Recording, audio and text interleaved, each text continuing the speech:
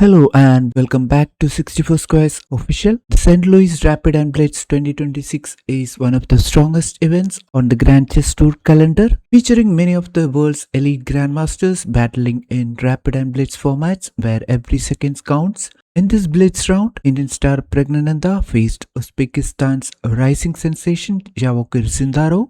Pragnananda, known for his deep calculation and defensive resilience, took the black pieces against the fearless and tactical Sindarov. What followed was a fascinating positional battle that suddenly exploded into a dramatic endgame where both players missed winning chances before finally agreeing to a draw. So now let's dive into the game.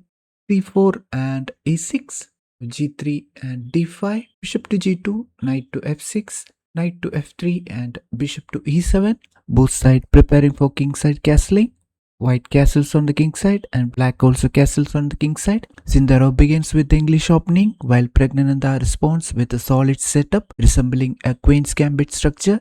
Both players focus on rapid development and king safety. Now p3 and d4. Pragnananda immediately grabs space in the center by advancing the d pawn, preventing white from comfortably occupying central squares. Now e3 and c5 supporting the pawn. Now e takes d4 and c takes d4. White opens the center but black recaptures with the c pawn, creating an isolated yet active pawn structure and maintaining central control. Now knight to e5 and bishop to d6, attacking the knight on e5. A natural developing move. The bishop attacks the knight while preparing harmonious development. Now rook to e1 comes in support of the e5 knight. This was white's first inaccuracy.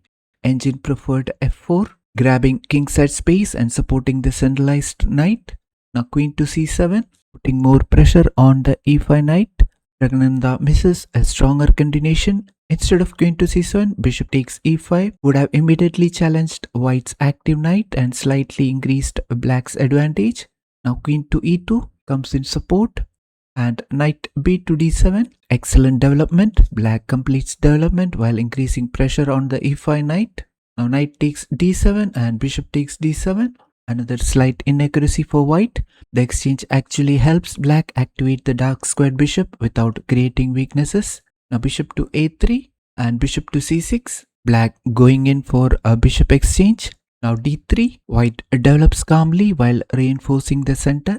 Now bishop takes g2 and king takes g2. Pragg voluntarily gives up the bishop pair, eliminating white's dangerous kingside bishop. Now rook f to e8. Both sides have completed a development. The position remains extremely balanced. Now bishop takes d6 and queen takes d6. Now knight to d2 and e5. A thematic central break. Pragg grabs more central space and equalizes comfortably. Now a3 and a5, preventing b4. Both players prepare queenside expansion while preventing each other's pawn breaks. Now knight to e4, attacking the queen on d6. Now queen goes b6. The queen becomes active, eyeing both queenside weaknesses and possible central opportunities. Now knight takes f6 with a check and queen takes f6. White exchanges pieces, hoping to simplify the position. Pragg recaptures with the queen, keeping everything under control. Now queen to e4 and queen to c6. Black offers a queen exchange. Now queen takes c6, b takes c6. Queens come off the board. The game now enters a pure strategic rook endgame where precision becomes critical. Now b4, a takes b4 and a takes b4. White creates a queenside majority. This pawn majority will later become extremely important. Now f6, a very useful move. Black protects e5 and prepares to activate the king. Now rook to a5, rook a to b8, attacking the pawn. Now rook to b1 comes in support. Now rook to b7. Both players maneuver patiently. Neither side wants to create weaknesses. Now rook to c5, attacking the pawn on c6. Now rook e to b8, putting more pressure on the b4 pawn. Pragg doubles his rook on the b file, preparing pressure against white's queenside pawns. Everything still looks equal. Now b5, here comes a powerful pawn break. Sindarov finally creates a dangerous pass pawn. Now rook to b6, but this is a serious mistake. The engine strongly preferred capturing the pawn immediately with the c takes b5. Instead, black allows a white's pass pawn to become a major force. Suddenly, white is winning. The better continuation here was c takes b5, rook c takes b5 and rook takes b5 rook takes b5, rook to e8, g4 and e4, rook to d5, e takes d3 and rook takes d3, rook to e2 and king to f3. So after rook to b6, white plays rook takes c6 and rook takes c6 and b takes c6. Now white owns a dangerous fast c pawn that reaches the 6th rank. This pawn becomes the star of the game. Here black cannot take the rook on b1. White will then simply promote. So now rook to c8, rook to b6 and king to f7. Pragg desperately activates his king while trying to stop the advancing pawn. Now f4 and e takes f4, g takes f4 and f5. White steadily improves the position while black tries to build a defensive fortress. Now king to f3 and king to e6, h4 and king to d6. Both kings become active. Despite black's activity, white's pass pawn still gives him a large advantage. Now rook to b5, attacking the pawn on f5 and rook to e8. Black keeps searching for counterplay. Now rook to e5, excellent technique. White offers a rook trade under favorable circumstances. Now rook takes e5. This was another huge mistake from Pragg. Instead of maintaining defensive chances, black exchanges rooks and enters a lost king and pawn ending. The engine evaluation jumps to nearly +8. So instead of rook takes e5, the better continuation was a rook to f8, rook d5 check, king takes c6, rook takes d4, rook to f6, rook to d5 and rook h6, rook takes f5, rook takes h4, rook to f7, rook h3 check and king to e4.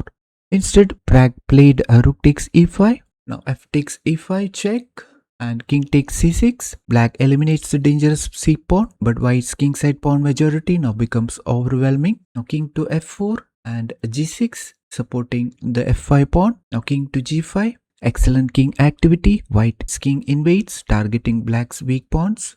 Now king to d7 and c5, king to e7 and c6. Another dangerous pass pawn appears. At this moment, white is completely winning. Only accurate play is required. Now h6 check, the dramatic twist, a useful check that forces white's king to decide. Now king to f4. This is an incredible blunder by Sindaro. Instead of capturing on g6, which wins almost immediately, white retreats the king. The winning advantage completely disappears. The evaluation instantly falls from completely winning to dead equal. In blitz chess, one move is often all it takes. So instead of king to f4, had he played a king takes g6, then f4, c7, king to d7, e6 check, king takes c7, e7 and king to d7, king to f7, f3 and e8 queen would have won the game for white. So after king to f4, king to e6, Pragg immediately seizes the opportunity. His king becomes active and drawing fortress is established. Now king to f3 and g5, black creates enough counterplay to stop white's remaining pawns. Now king to g3 and king to e7, h takes g5 and h takes g5. The pawn structure simplifies further. Neither player can make meaningful progress. Now king to f3 and king to e6, king to g3 and king e7 and king to f3. With no winning chances remaining for either side, the players repeat moves and the game ends in a draw. This was a remarkable blitz encounter filled with momentum swings. Pragg played a very solid opening and reached complete equality before one inaccurate rook maneuver handed white a winning endgame. Sindaro then demonstrated excellent technique and built a nearly decisive advantage. However, with only seconds remaining on the clock, he missed the simple winning move, king takes g6, allowing Pragg to escape with a hard-earned draw. It was a perfect example of why blitz chess is so thrilling. Even completely winning positions can disappear in an instant when time pressure takes over. A valuable half point for Pragg and a painful missed opportunity for Sindaro. If you enjoyed this analysis, don't forget to like this video, subscribe to 64 Squares Official and hit the notification bell so you never miss our in-depth coverage of the biggest chess tournaments from around the world. Thanks for watching and I'll see you in the next one.